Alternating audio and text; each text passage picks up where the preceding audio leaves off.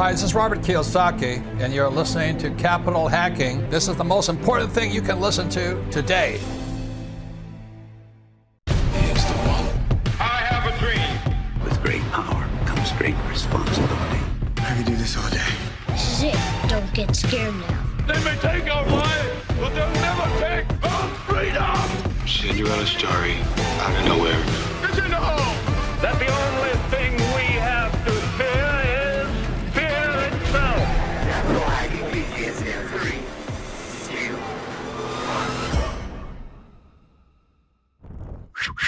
1. Welcome back to the big show. I just did a karate swoosh, bro, to welcome you in, John. It was very ninja. It was very ninja-like, Josh. Yeah. Thank you so much. Double-handed.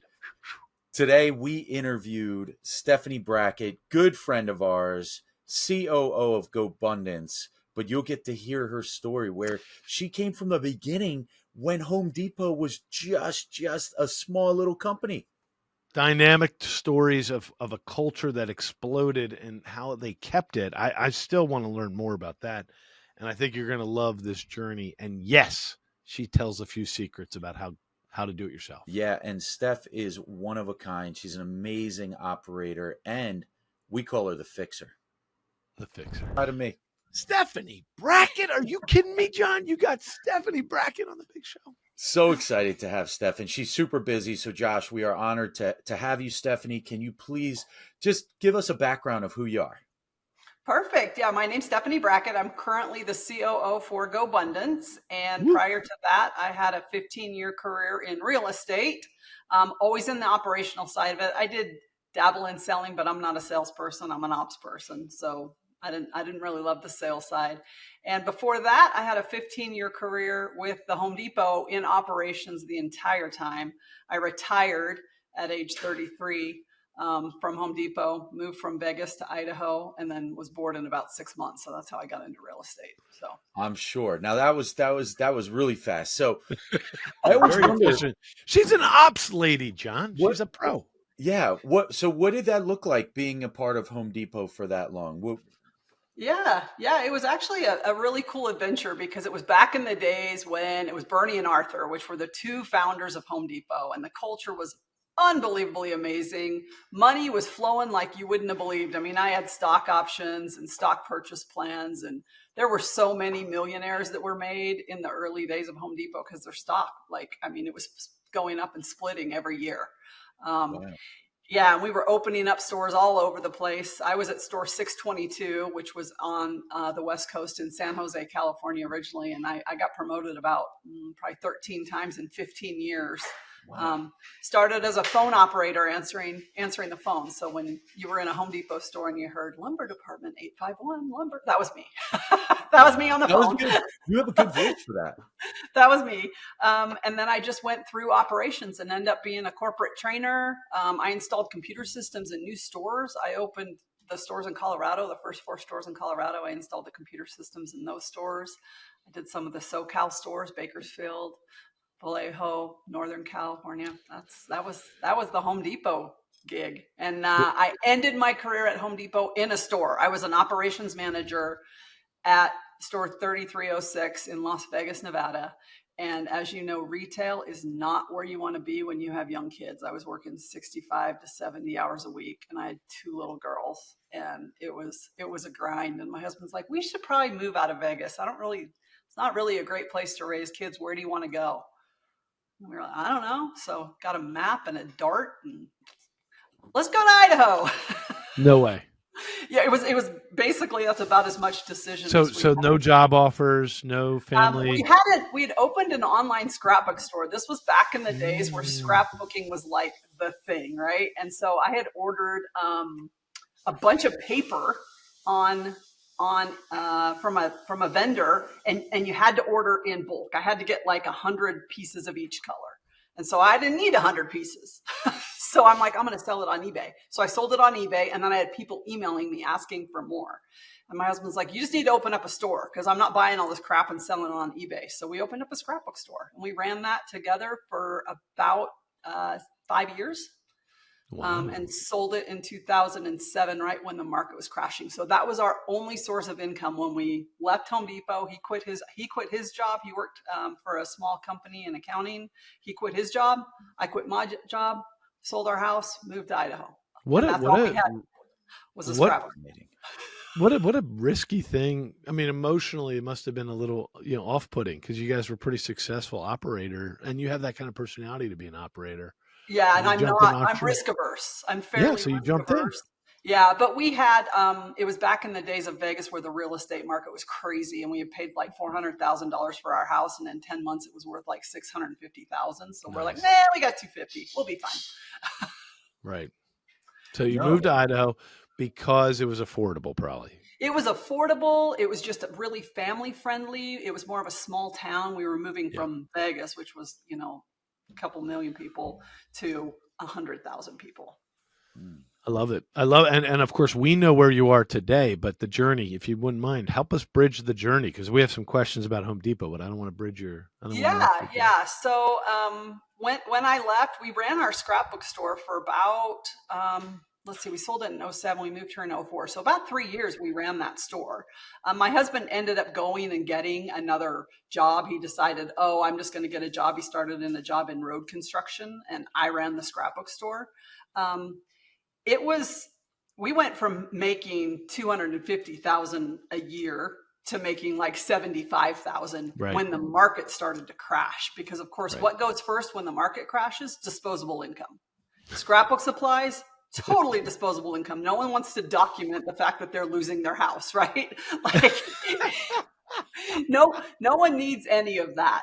So that was disposable income that just, it was gone. We're like, okay, let's sell it. So we ended up clearancing out all our inventory, closing the store, selling the name, the website, and our book of customers to a gal for $50,000. We're like, okay, we clearanced all the inventory, so we made about $100,000 clearing out all our inventory. Good. And then sold the name for $50,000. And I was like, I don't know what I'm going to do now. And I had a neighbor that messaged me, and he goes, hey, do you want to do me a favor? And I was like, sure. What's the favor? He's like, will you work for me? And I was like, what do you do? Like, why? And he's like, well, I am a real estate agent. And when I sold your house, I mean, I knew he was a real estate agent. He sold my house. He's like, when I sold your house, you wrote up that you created the flyer for it, because apparently in Idaho, they don't do flyers. In Vegas, everybody had a flyer on their house. In Idaho, they didn't do that. I know so exactly what you're talking about. Yeah, where when you drive up and they're in that plastic box. Yep. Didn't exist in Idaho. They still don't. Yeah. They still aren't here. We're like 20 years behind the times. So I created my own when he was selling my house, because he didn't do it. And he's like, remember how you did that? Can you write all my Zillow ads for me, all my realtor.com ads for me? You did such a great job. And I'm like, sure. So I started doing that 3 hours a week. I mean, it was nothing. And then it was like, hey, would you like to get your real estate license? Then you could be a buyer's agent for me. And I was like, sure. So I did that. And then it was like, hey, I want to build a real estate team. Do you think you can help me build a real estate team? And I was like, sure. So we built a team. And then I worked for that guy for about 5 years. And then I was recruited away by the biggest team in Eastern Idaho to help him build a team. And so that was the one I was with for 10 years prior to joining GoBundance. Incredible. Good experience. What brand was it, by the way? Was it Keller Williams or KW? Yep. We were when I joined Sean Anderson, it was Sean and his uncle Steve, and they had the Fannie Mae contract. So this was back in 2012, and that was 90% of their business. The first year that I joined, it was all Fannie Mae, and I'm like, we're kind of sitting on a one-legged stool here, because this thing is going to fall over, and you are not going to have anything. So that was my focus when I first joined, is let's figure out how to get additional streams of income, because we're on one leg. And so, he was KW, and it was right when we very first, KW was brand new to the Idaho Falls market. And so we just built up this team. There was me, him, his uncle. We had a transaction coordinator, and then 2 gals that did Fannie Mae, and that was it. And when I left the team, we were a team of 49 people. Wow. And because of other streams of business. So they went from Fannie Mae, or did Fannie Mae grow that far? No. In fact, we ended up losing the Fannie Mae contract the next year. It was gone. You get graded by Fannie Mae. Did you know that? If you have the No. Fannie Mae contract, you get grades. Hold on. You know what? Because I've never had this conversation before. Why don't you teach us for 1 minute before you finish your story? What is Fannie Mae, and what does it mean to have the Fannie Mae contract? So Fannie Mae was the underwriter on the loans when all the loans were going bad. So when someone defaulted on their loan, if it was backed by Fannie Mae took the house back. So Fannie Mae now owns the house because they were the underwriter on the original loan. It was a Fannie Mae backed government loan. And so it goes into foreclosure. Fannie Mae forecloses on it. And then they filter all of those foreclosed homes to an agent that has the Fannie Mae contract. And that agent is responsible for listing and selling the homes. And so you got graded on how close you got to the appraised value, how many days on market it was, how much in repairs you had to do. You got a scorecard. And if you got like a D or an F, you got that for like 2 months and then you're out. No more. They pull the contract. How were you scaling the team so quickly from, it sounded like about 4 or 5 people to 50 people? Yeah, we originally started. I mean, if you guys are familiar with Keller Williams, they have a millionaire real estate agent book, and it's basically like, okay, here's what you do. Here's the first level. Here's this, and it's 7 levels. We were very close to following that almost to the T. So it was, they ended up splitting up. Sean and his uncle split up the year after I joined. So I had the choice. I could go with Sean, who was a business person, but really like harder to get along with. He was very, he's a DC on the disc profile. If you've ever met a DC, they're not real easy to get along with. And Steve, his uncle, was like the funniest guy, but I knew that he wouldn't build a giant business. I just knew he wouldn't. So I took the harder route to go with Sean to build this business. So I joined Sean. And so we basically I went with Sean and we basically stuck to the model. That's how we scaled. So the very first hire, Sean focused on listings. He was just listings. And so he got all the listings and we hired a buyer's agent. And the buyer's agent took every buyer. The day we hired the buyer's agent, that was the last buyer Sean ever took. Even his own mom. His own mom went to the buyer's agent to buy her house because Sean was out of buyers. He no longer touched buyers. So we scaled it that way. We went buyer's agent first with a showing. Then we hired a showing assistant for the buyer's agent because he did 100 deals his first year in the business. We just started, okay, we need another buyer's agent and another buyer's agent. We had 5 buyer's agents and 1 listing agent for probably 4.5 or 5 years. We ran it with just 1 listing agent and then a bunch of buyer's agents that were doing those deals. And then the big exponential growth, we ended up merging the 2 largest teams in Eastern Idaho together. And then that's when it went even more exponential. They had salespeople, we had solid ops, and that's why the 2 fit together very well. I see that. And then, of course, I want to drill in a little bit on both of those before we get to Home Depot, if that's Home Depot, but GoBundance. But I know today you are COO of GoBundance, as you mentioned. So we're going to dig in on that. GoBundance is a great mastermind group. Can we go back and really kind of learn from you a little bit? So you were at Home Depot at a very interesting time. And you said you had 13 promotions. That really caught my attention. There's something so beautiful about that. I imagine, look, from your point of view, what did that feel like getting all those promotions, and what was the culture? You described it as great. What was going on? Yeah. Well, the promotions were cool because it always meant more money and more responsibility. Like every time they were really focused on right people, right seat on the bus. They were very good at that. When we did layoffs at Home Depot, which we very rarely had to do, but if something turned and we had to lay off, they'd look at everybody performance review, and anybody less than a 2 was on the, or less than a 3 was on the chopping block on a scale of 1 to 5. They didn't lay off good people. They laid off mediocre and bad people.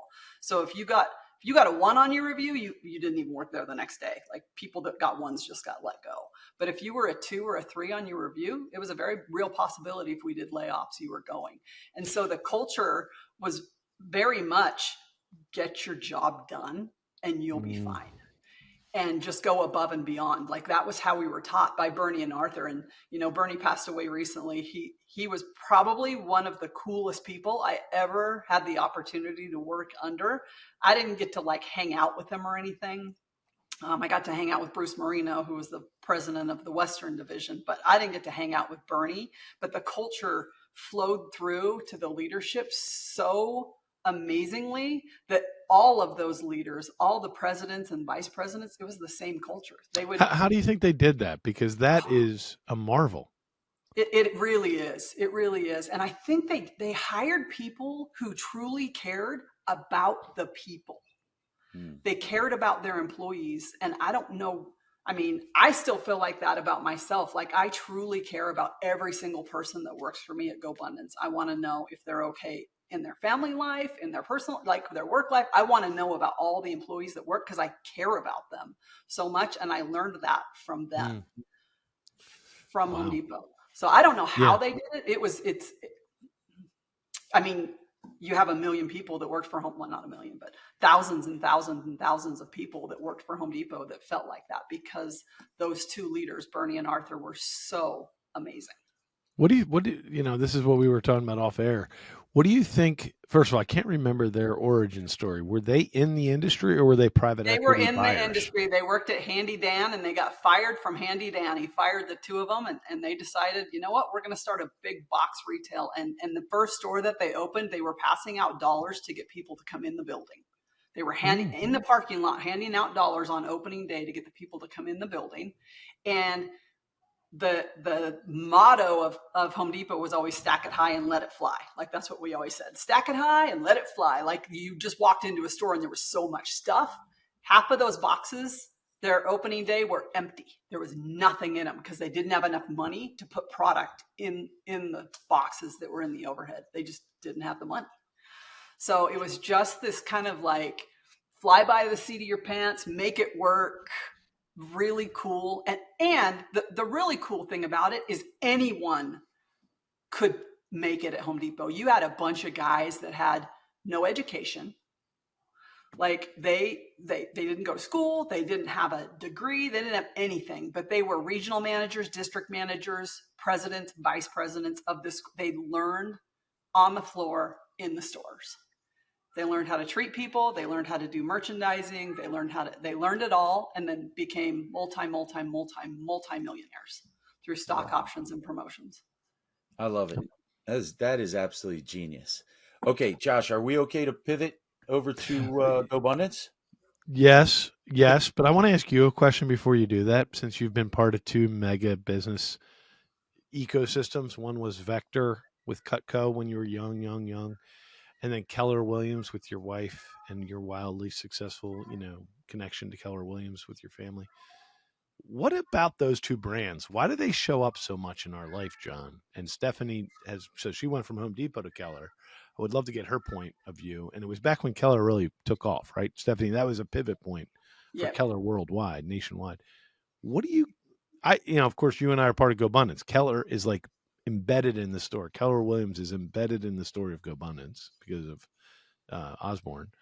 But tell me, what did you see from the two of them? Because I've always been curious about both. Yeah, the immediate thing that comes to mind is culture.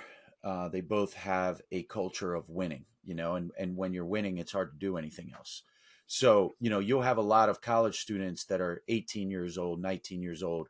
They see a sign about making some money or they see a social media ad and they go in and they interview for, to sell Cutco. But there's a lot of people that do that and not a lot of people make it through. But as you become successful and work the system, which is also something that Keller Williams has, they have an incredible system in place that helps someone who doesn't know anything about real estate to become a real estate expert because of the culture that's around them and the classes that they take and the systems and the processes, which is what Stephanie's an expert at. But, if you work those systems, it'll work. If you, with Cutco, with Keller Williams, if you go in thinking that you're going to do whatever and become successful and not pay attention to their systems, you're probably not going to be successful. But they have a blueprint. Vector Cutco has a blueprint on helping college students become successful salespeople. KW is a blueprint on helping realtors become successful as salespeople. Does that make sense? Stephanie, with that, you think how ironic it is, right, John, from the outsider point of view, and Stephanie, the entrepreneur tends to not be great at systems. And yet both of those two systems, Vector and Keller, talk about basically entrepreneurial real estate agents that become millionaires and entrepreneurial college kids that become world-class salespeople. It's an odd, beautiful irony, Yeah. but it sounds like the people who work the system, it works. And that's what I was just going to say. The funny thing that you'll find in real estate in general, and not just Keller, there's a lot of people that go out and are really good salespeople. They're great salespeople, and they go out and they start selling a crap ton of real estate, right? Well, the problem with real estate is you run out of time. Your income is limited by the amount of time you have to show and sell houses. And so they go and they're like, okay, I need to follow a model and scale. I need to scale and I need to build a team. Well, a lot of them aren't great leaders. And so you'll see the ones that make it are the ones that were good leaders in the first place. They were great at selling real estate and they were good leaders. That's the formula. Good at selling, good leader, scale the business, and now they have this giant real estate team that's successful. It's the ones that are good at sales and bad leaders that keep trying to build a team, and the team keeps imploding and imploding and imploding. They don't follow the model. If they would just follow the model, but they also have to be a good leader. They can't just go in the book and be like, oh, I have the Millionaire Real Estate Agent book, I'm just going to follow the model, and then they're a crappy leader and the thing implodes and they're like, oh, no, well, you've seen both. Would you mind teaching both. the audience? Would you mind teaching the audience what you saw is detrimental to a strong salesperson becoming a leader, and then the ones that are great leaders? Yeah. What did you say? Yeah, it's almost like they lack, the ones that don't make good leaders, they lack the ability to be empathetic. They cannot be empathetic towards their people. They just see money. This is their means to the out. Like this, I'm going to build this team and it's my means to get out of the business, which can happen, but they have to actually do it the right way, because you have to build up a team that loves what they're doing and loves the business and loves you as a leader to make them want to be able to just continue the legacy once you are out of it, because otherwise you're not getting out. Like you're stuck in the grind. And the ones that I've seen fail, they don't care about their people at all. They just want to scale the business. Their only goal is to get out, not to actually build something where the people that are involved in it actually benefit from it being built. Well, you said it really well, but I want to let John take us to the next level, because you're doing that in an organization today that's close to both of our hearts.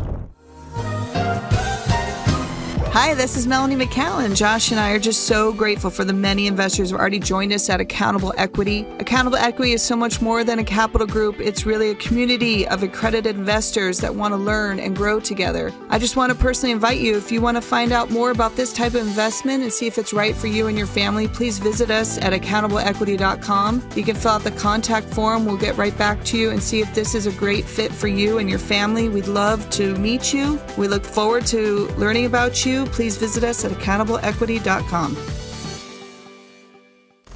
Hey, it's Hal Elrod, author of The Miracle Morning, and you're listening to Capital Hacking. Enjoy.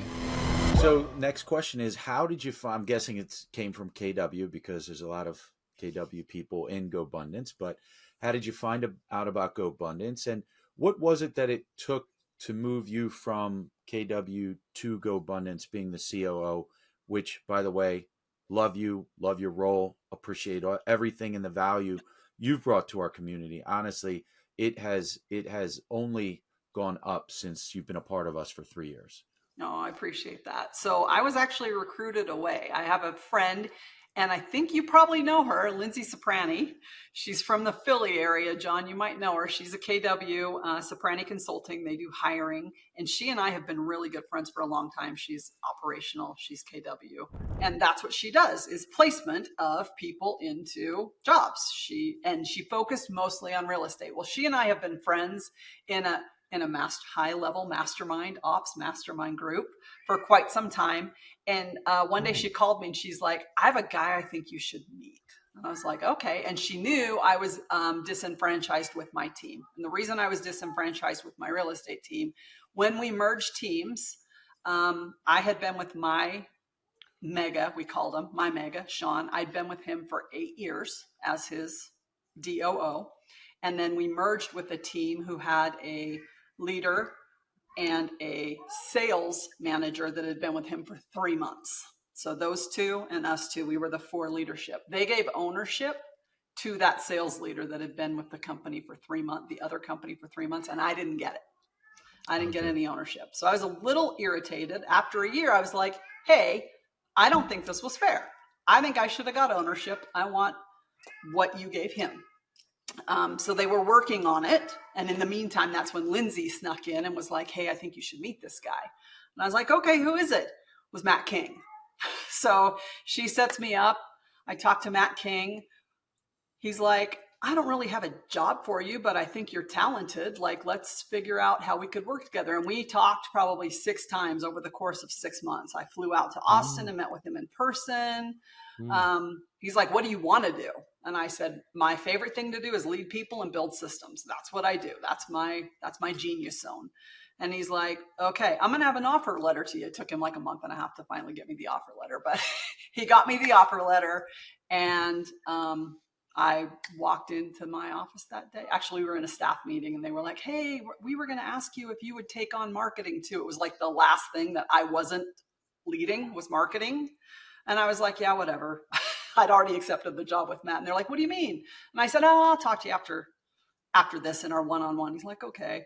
So we get into the one-on-one and he's like, so what's this about marketing? And I said, well, I'm not going to lead marketing because I'm not going to work here anymore. He's like, wait, what? So that's when I left. He freaked out. He asked how long he could stay. It was not good. I ended up staying for a month to try and help them transition without me. That's kind of generous of you. Very generous of you. It was, yeah. I gave up my 2 weeks vacation I was going to take in between because I hadn't actually had a vacation in about 5 years. I gave up my 2 weeks vacation. I just didn't want to leave them in a lurch. I still cared very much about the people that worked for me. Of course. That was the thing. You know, I was disenfranchised with the leadership, but I still very much cared about the people that worked for me. So what did you guys build when you got to GoBundance? Like, what would day one look like / Yeah, it was funny because I project, or did you break it into phases? Did you come up with your own vision of how to do the operations? In fact, when I got hired, I was hired as the VP of operations for David Osborne's family office. And I said, oh, I get it. What does that even mean? And he's like, it means I need help building systems for David's stuff. So like, it was weird stuff at the beginning, redoing files and stuff. But then he's like, what I really need help with is we need like an onboarding and offboarding system for the champions division. Like David owns champions 100%. He owns a portion of elite, but he owns champions division. He's like, we don't have a system for onboarding, maintenance, retention, offboarding for the champions. So that's what I started with, was champions. So that's when John and I met originally, is because he was involved with the champions division of GoBundance. So that's where I started. And then it was like, hey, can you help over here? Or hey, can you help me with this? And then when we had the big shakeup in operations at GoBundance, he said, hey, I need you over here. I need you to come to the elite side and start helping with that. So that's when I dove in full force into the elite side. And that was probably about a year and a half ago. You know, Josh, if you've ever seen the movie, and I've said this to Steph 10 times, if you've ever seen the movie Pulp Fiction, there's a scene where it's gory. Yeah, the fixer, the wolf. And they're like, oh, the wolf's on the way. Well, I call Steph the wolf. She's the fixer. I love it. That's what I always tell people. I don't know if you've seen Game of Thrones, but Tyrion, he's like the little person on there, and he's hilarious. And they're like, he's like, what do you do? And he's like, I drink and I know things. Like, that's what he does. Yes. And I always say, people like me and I fix shit. Like, that's what I do. That's my job. And well, it's awesome. I mean, you know, I'm just excited about what you've brought to the table today. I mean, I personally want to do a masterclass with you on what you learned from Home Depot and all those types of things. But how about translating that to where you guys are today? Because you've made great strides at GoBundance. So what would you say you're excited about from the infrastructure of organizing that great company? Yeah. What was really shocking to me when I came over was the lack of data that we had. We just didn't have any data. Like, I came over and I'm like, okay, so if we want to enhance the member experience. What's wrong with it right now? Don't know. Don't have any data. Like, we just didn't have the data. There was no one that had been in the operations role that was an expert in collecting data, or even knowing how to collect or what to collect. And so that's what I started with, was just cleaning up all the data so we can at least see, okay, where are we providing value that we need to continue and enhance and make better? Where are we not providing value that we need to start providing value? But I needed data in order to do that. So it took probably about a year and the deletion of 169 different tracking spreadsheets to get all the data into HubSpot, where I could now have a membership health scorecard and say, okay, here's someone who's highly engaged. Here's someone who's not engaged. What can we do to the person who's not engaged to get them engaged? What are we missing? What aren't we providing to this person? So that's what I'm most excited about, is just getting all of the data and being able to make actual really good data-driven decisions for the betterment of GoBundance. So Steph, you have really, really cleaned up a lot of the systems at GoBundance, and where do you see yourself with everything you're doing from now until the end of 2025, or even into 2026 with GoBundance? Oh man, that's a great question. We have a lot of things that we've realized we need to do that we're just implementing now. We're trying to get a 501c3 stood up. Like, all the data is telling us, here's all the things you need to do. And that's what we're doing. I'm looking at the local chapter model again, because I realized as they created local chapters, there's guys who can't get somewhere in 2 hours, but they're putting this local chapter. So how do we actually provide value down to the members at the local level? And that's the focus for this year, is how do we bring that actual value locally to grow the tribe and to make sure that we keep the people that are in it. We love it. Well, I'm always going to be in it unless you guys tell me I got to go or I die. Oh, you're here for life. One of those happen. But Stephanie, how can our listeners follow up with you? Steph Brackett at GoBundance.com. Anybody who's looking to wants to be a member, wants more information about it. We have all sorts of levels. We got the champion that's 10 million net worth and above, elite 2 million. There's a female part of it. And then there's the guys that are just figuring things out in emerge. So reach out to me at Steph Brackett at GoBundance.com if you want to elevate your life. That's what GoBundance will do. You're doing great work. And I'm sure obviously the links will be right in there, but thank you, Stephanie, so much for this time. Thank you guys. Appreciate it. Cheers. Damn straight. We just got buddy. We got to the end of another great show. And everyone listening right now, you're the family and friends. Thanks for staying till the end. That was so fun. And hey, hit the like, hit subscribe. We're here to serve you guys. That's why we're doing this show. Josh is not paying me. I'm doing this off of my quote unquote sweat equity, because we want to make a difference in your life. And then that ripple effect will continue to touch the world. Hey, amen, brother. Please check us out on capitalhacking.com, all the social media threads. And yes, I know you've probably already sent this episode to one of your best friends. Thank you. We love you. Just go right into your iPhone, hit the plus symbol. We'll talk to you later. See you next week. Share.